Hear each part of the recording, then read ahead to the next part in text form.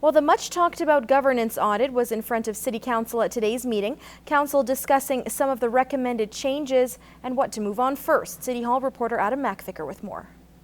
Well, there was a real sense of optimism at Monday's City Council meeting. Besides a few rezoning bylaws, the main item on the agenda was the George Cuff Governance Audit Report.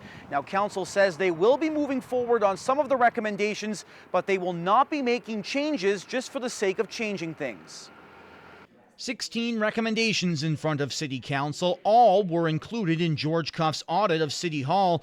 Council confirming only one of those recommendations has been acted on so far, resulting in the termination of former CAO Glenn Carroll. The report has been adopted in principle by City Council, who are taking a look at each recommendation one by one, including the potential impacts a policy change could have on another.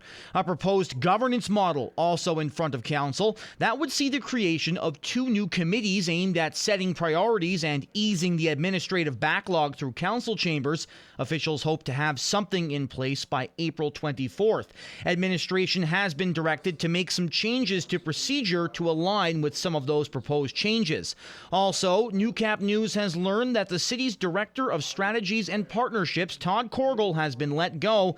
Acting City Manager Cork Morrison telling the media the move had nothing to do with the governance audit and was best for the city. We'll have more on the report and the recommended changes coming throughout the week on Newcap News. Back to you. The city of Cold Lake has been recognized by the province, receiving a Minister's Award for Transportation Innovation. The city got its public transit system back up and running about a year and a half ago and is seeing great success with the initiative, which begs the question if Cold Lake can make a transit system work in a community of 15,000, what's stopping Lloydminster from doing the same? Gina Martin finds out.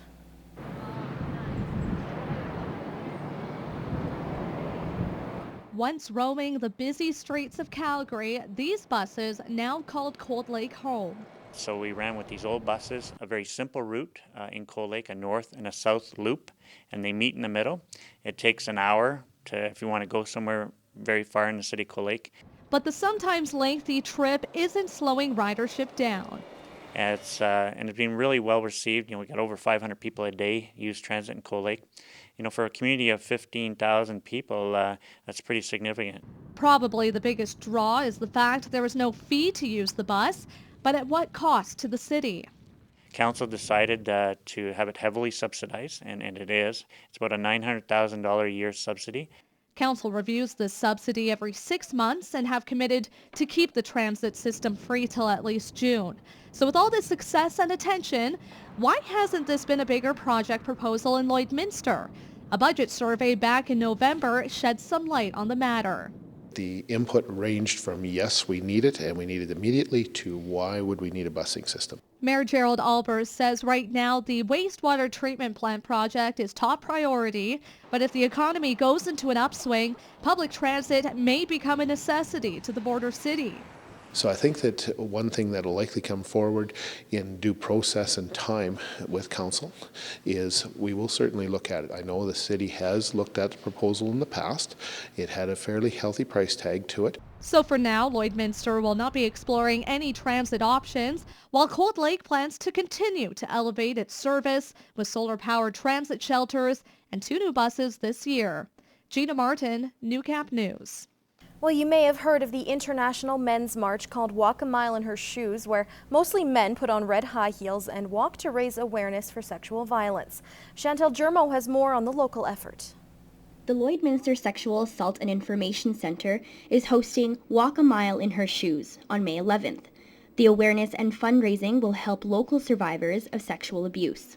So we only work with people through Lloydminster and surrounding area. So all of that fund would go to us providing one-on-one counseling services for individuals, as well as our public ed coordination and our group programs. So that funding goes back to going out into the community. For the longest time, these are something that you don't talk about and they are brushed under the rug, and we want to change that. We are working really hard to encourage people to seek support services, to know that it's okay to talk about it. This time we're going to try it at night, so instead of doing it during the day, we're going to have it as an evening event, so hopefully more people are off work and they're able to come. The event will consist of the walk, a dinner, dance, and even raffle prizes. Although the recession has hit many families in the community, the center hopes to get more people out for the event than the years before. What they can do is they can either start a contest of their own and get people to sign pledges, and maybe you want your boss. You want to see your boss walk in red high heels, or you want to see your partner, or you want to see your friend walk in red high heels. Although the event is geared for men to participate, everyone is welcome to join. The fun element is it's really funny because men are not used to walking in high heels, and not a lot of women are used to walking in high heels. That's not something that we wear every day. So it's fun watching people try to walk in those heels. Chantel Germo, Newcap News. Well, at least once a day, most Canadians are using the internet for social media, news, or for hundreds of other purposes. But there was a time where getting online wasn't available on your phone or computer. In this week's edition of Retrospect, Gina Martin shows us the rise and fall of Lloydminster's internet cafes.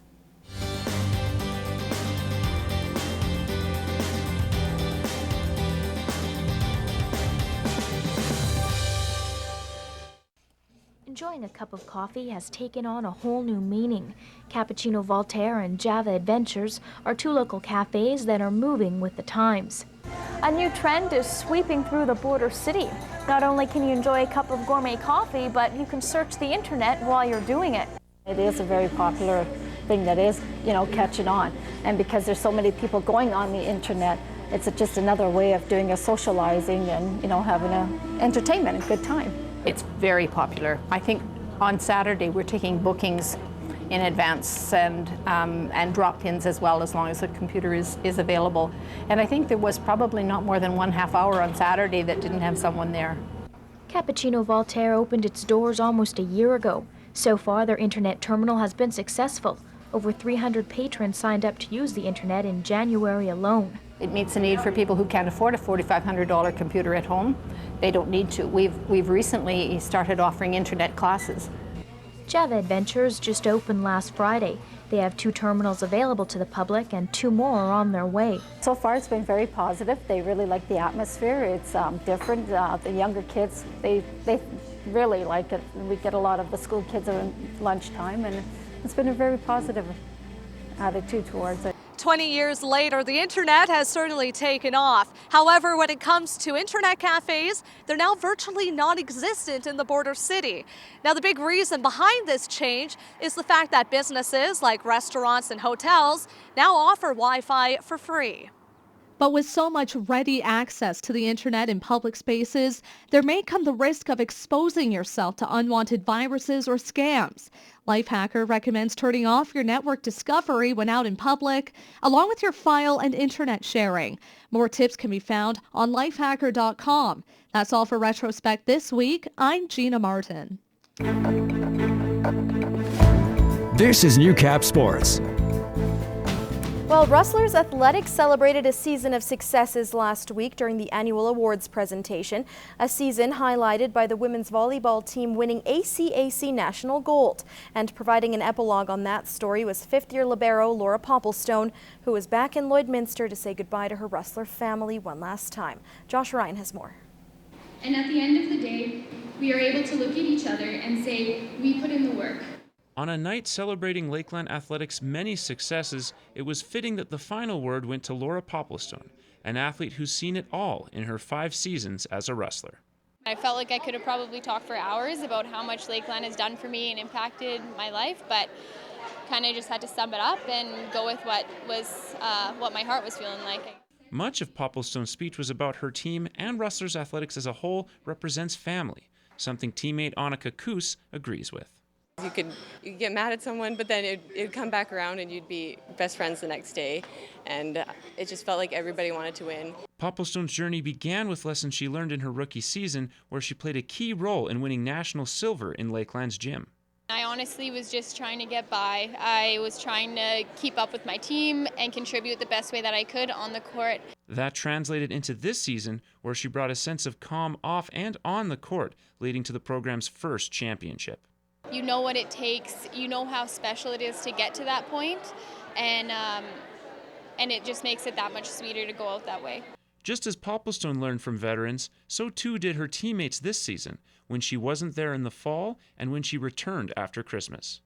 we were able to learn more things when Laura came back because like we actually knew what we had to learn from the first semester. And despite living through the ultimate sports high this winter, Popplestone is ready for life after volleyball.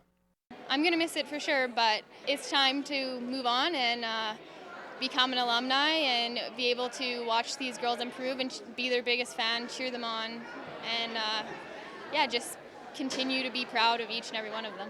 Josh Ryan, Newcap Sports. Well, last week, Lance Phillips brought you part 1 of a 7-part Newcap original series documenting world-class gym owner Renee Weinkauf's journey to Sabah 2017. With a few changes, Renee's found success in some areas and distress in others. Here's part 2 of the road to Sabah. Week by week, it is getting harder, definitely getting harder.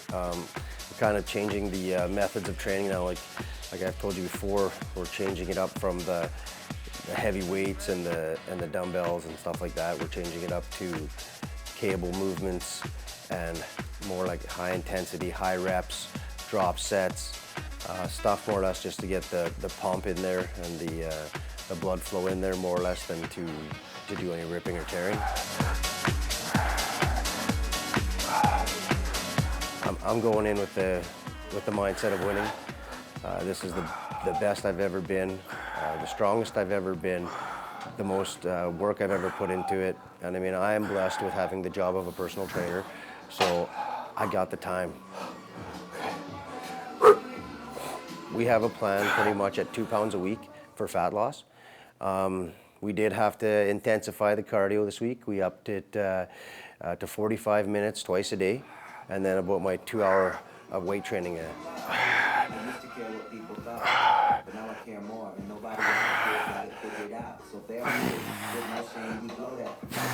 We're hitting my side delts first there, doing my side raises, supersetting that with my front raises to hit the front of my shoulders. It's crazy, but I'm pulling off the 2 pounds a week, and that's the goal. If I hit 2 pounds, there's a smile on my face.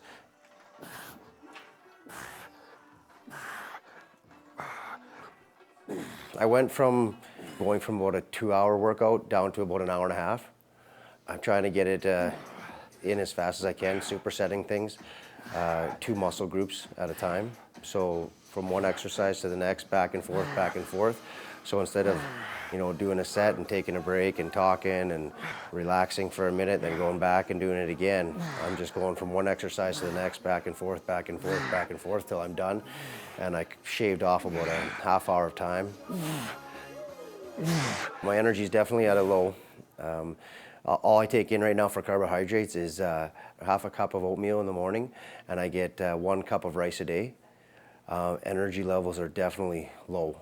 But to get that fat loss down, like we're saying, you have no choice.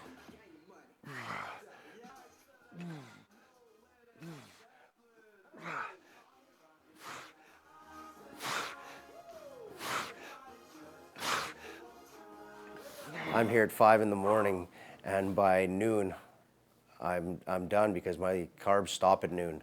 It's a draining process. Another exercise for hitting the tops, making that D-taper.